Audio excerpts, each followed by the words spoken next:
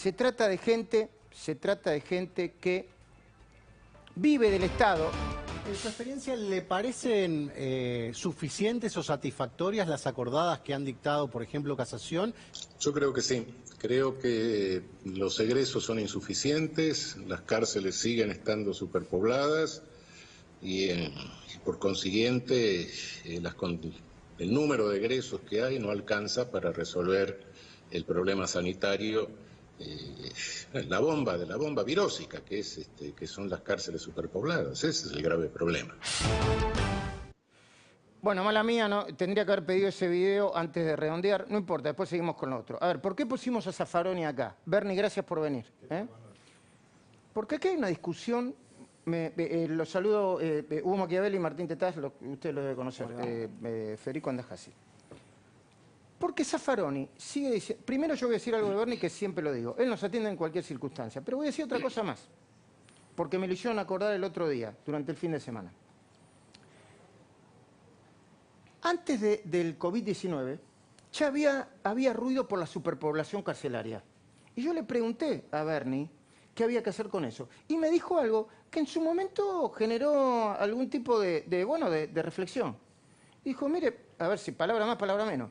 Si a mí me dan, ¿cuántos sobran? ¿5.000 pesos? Si a mí me dan 5.000 pesos y me los dan a mi cargo, yo voy a tener la manera de hacerlos trabajar en otro establecimiento o distribuidos en otro establecimiento. Por eso quería hacer escuchar que ustedes escucharan a Zaffaroni, porque Zaffaroni dice, ¿qué está diciendo detrás de eso? Tiene que salir más gente. A ver, ponelo de vuelta, así se entiende, por favor. En su experiencia, ¿le parecen suficientes o satisfactorias las acordadas que han dictado, por ejemplo, Casación? Yo creo que sí.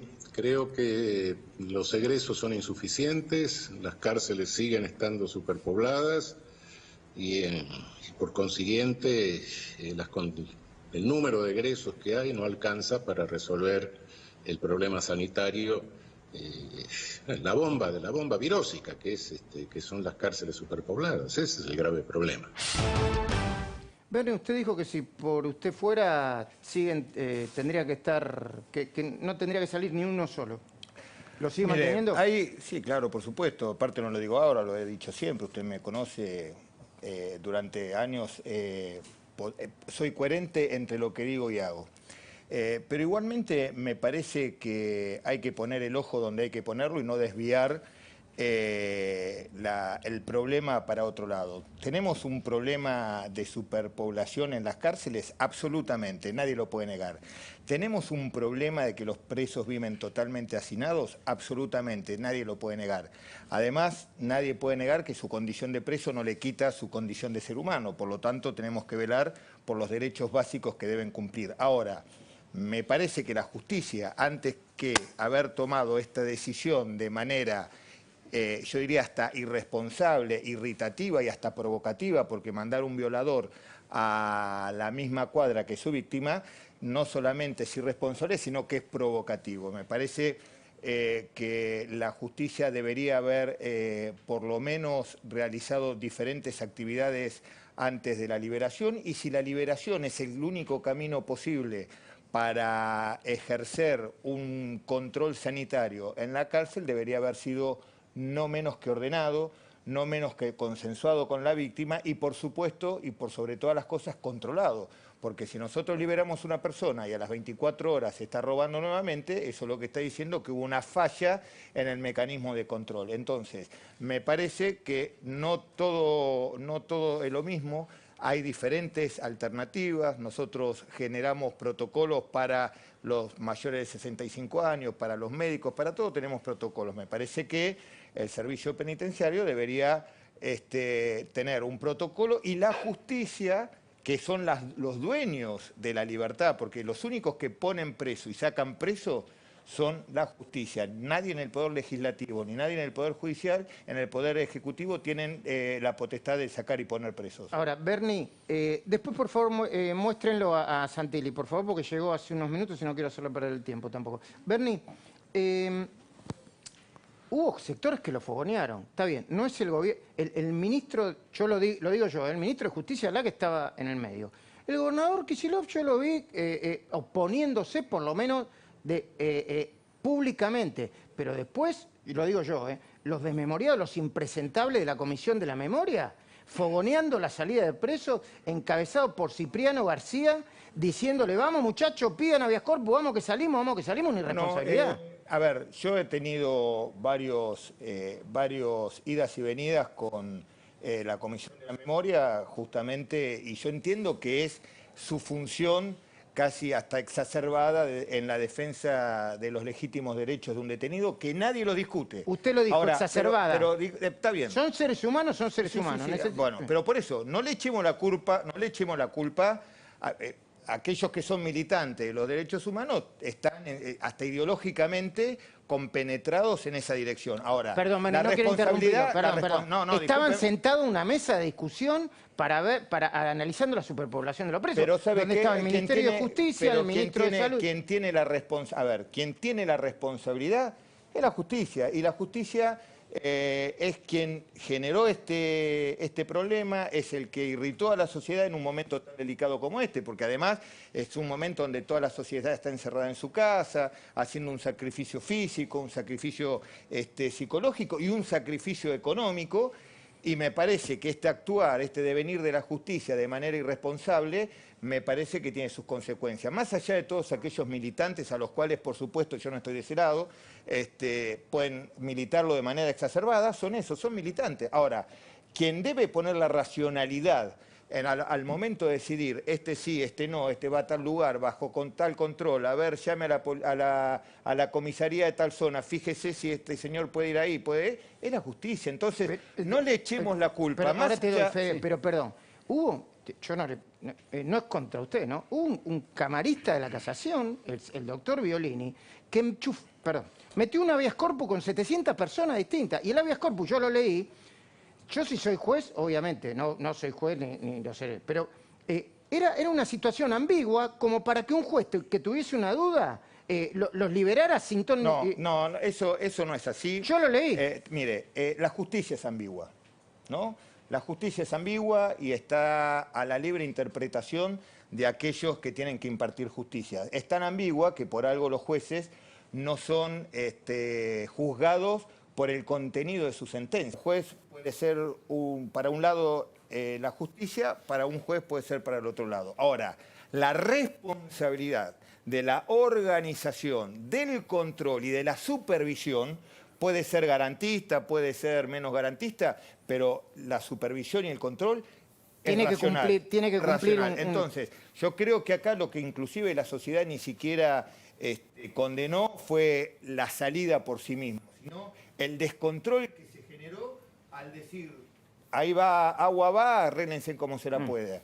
Sabemos que estamos ante una pandemia, sabemos que estamos ante un problema sanitario grave, sabemos que las cárceles en el mundo fueron blanco fácil de la pandemia. Ahora, nosotros tenemos que actuar, la justicia tiene que actuar de manera racional a la hora de tener que aplicar una sentencia, y esa sentencia quede libre o no quede libre. Tu pregunta. Sí, Bernie, yo creo que hay dos dimensiones. Está la dimensión técnica, que efectivamente el sistema sanitario, el sistema sanitario de las cárceles está colapsado, realmente es un caos.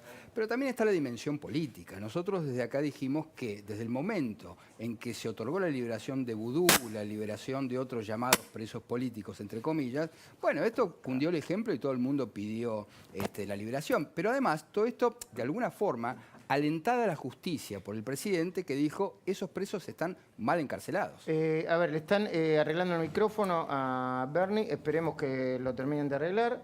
Yo creo que ya lo arreglaron. ¿Está? La pregunta está clara. Mire, le vuelvo a repetir. Atrás de la liberación de un preso puede existir el interés de su abogado de que salga, puede existir el interés de los organismos de derechos humanos que salga. El lobby de los que venden la pulsera electrónica. Puede existir todo lo que usted quiera. La responsabilidad... Mire, yo soy cirujano, ¿sí? Cuando yo estoy operando, el primer ayudante dice, por ahí no, el segundo ayudante me dice, te parece que te estás equivocando, pero el que lleva el bisturí y el que corta y decide soy yo, y soy el responsable de lo que hago. En este caso lo mismo, usted puede tener la exacerbación exagerada de los militantes de derechos humanos, puede tener Pero ¿quién decide? Quien tiene que ponerle la racionalidad de decir, este sí, este no, y si este sí va a tal lugar con tal control y voy a llamar a la víctima para avisarle, mire señora, tenemos este problema, es una cuestión de humanidad, usted está de acuerdo, ¿qué le parece? Es el juez. Entonces, Bernie, no busquemos el pelo al huevo, sino que hagamos responsable para que, no como un reproche, sino para que esto seguramente se va a instrumentar. No, y se lo van a tener que arreglar, porque además la gente reaccionó. ¿Usted está de acuerdo o en desacuerdo con los cacerolazos del otro día? No, yo no estoy ni de acuerdo ni de desacuerdo. Yo como tengo voz y la alzo fuerte no necesito ninguna cacerola. Entonces está en contra de la cacerola, que se exprese la gente. No, yo no estoy en contra de la cacerola. Yo lo que digo es que yo he manifestado mi opinión públicamente, como lo he hecho siempre. ¿Por qué su voz en esa mesa no es tan fuerte? Porque si no, no hubiese habido esa liberación de presos en una mesa. No, pero le vuelvo a repetir, esa mesa es por otras cuestiones y quien tiene la potestad, vuelvo a repetir, aunque sea incisivo, usted puede opinar, pero quien tiene... uno tiene voz, pero no tiene voto. El que tiene el voto de sí o no es el juez. Tu pregunta, Hugo. Bernie, entiendo que hace falta frente a la pandemia más cantidad de efectivos bonaerenses, porque faltan donde la fuerza de 90.000 escasea. Ahora, ¿están controlando el reingreso de policías investigados por corrupción? Nosotros hablamos de Orgóñez, le puedo mencionar el caso del Sobrero, recomendado pero investigado en su momento por asociación ilícita. ¿Están controlando ese reingreso? ¿De quién depende? De nuevo, la justicia no hace los deberes y por eso reingresan policías investigados por corrupción. No, no tiene que ver la justicia, eso es asuntos internos, asunto externo depende del Ministerio de Seguridad. Y lo que se ha hecho es reincorporar, que está mal utilizado la palabra reincorporar, porque uno reincorpora a aquel que echaron, ¿sí? Acá lo que se está haciendo es volver al servicio. ¿Por qué? Porque atrás de cada sumario de la policía hubo un gran marketing de lucha contra las mafias, ¿sí? El gobierno de Vidal dejó 36.000 efectivos sumariados. Pero eso es como... perdón, pero eso es como... Yo no voy a defender al El gobierno. gobierno de Vidal dejó 36.000 efectivos sumariados. Pero eso es como... Perdón, pero eso es como... Yo no voy a defender al gobierno de Vidal, pero... Y todos los comisarios chorros que había, yo los vi, se quedaron con... ¿Me deja terminar? Si no, entonces todos los chorros están... es un manto de impunidad lo que dice usted. No me deja terminar. Perdón, termine, discúlpeme. Entonces, hay 36.000 sumariados.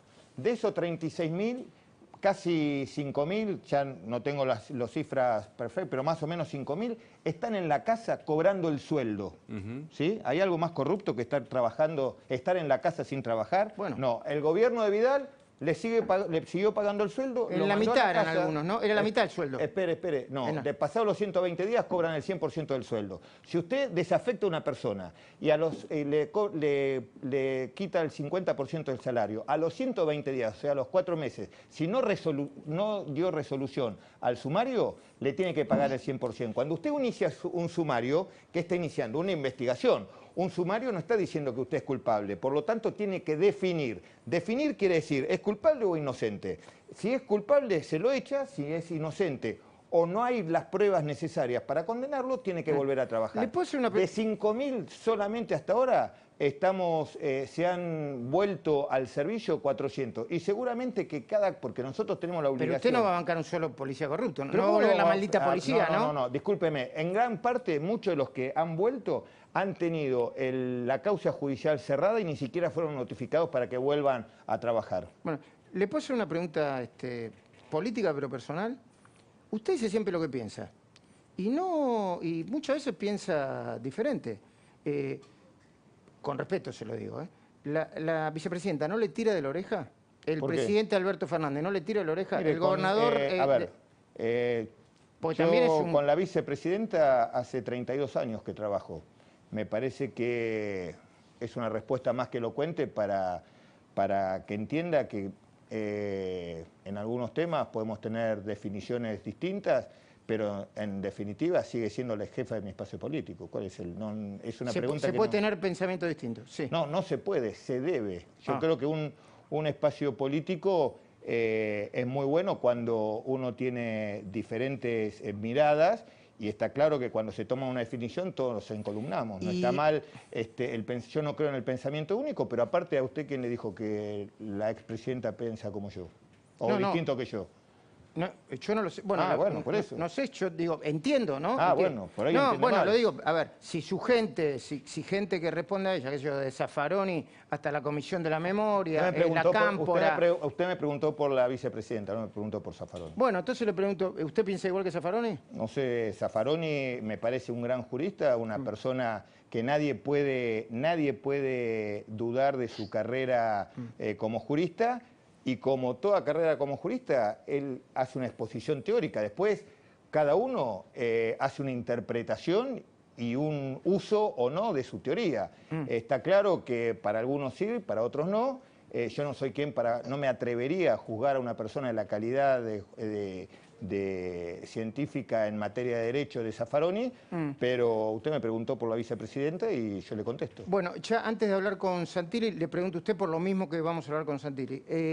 ¿Qué pasa en el conurbano de la provincia de Buenos Aires? La ciudad de Buenos Aires está muy preocupada por lo que está pasando en las villas, que son centros de concentración y de eventual contagio que se está propagando rápidamente. ¿Qué está pasando en el conurbano de la provincia de Buenos Aires con el coronavirus? Mire, el conurbano es una situación, usted sabe que la provincia de Buenos Aires es 1.700 veces más grande que la ciudad de Buenos Aires, por lo tanto los problemas son 1.700 veces más grandes.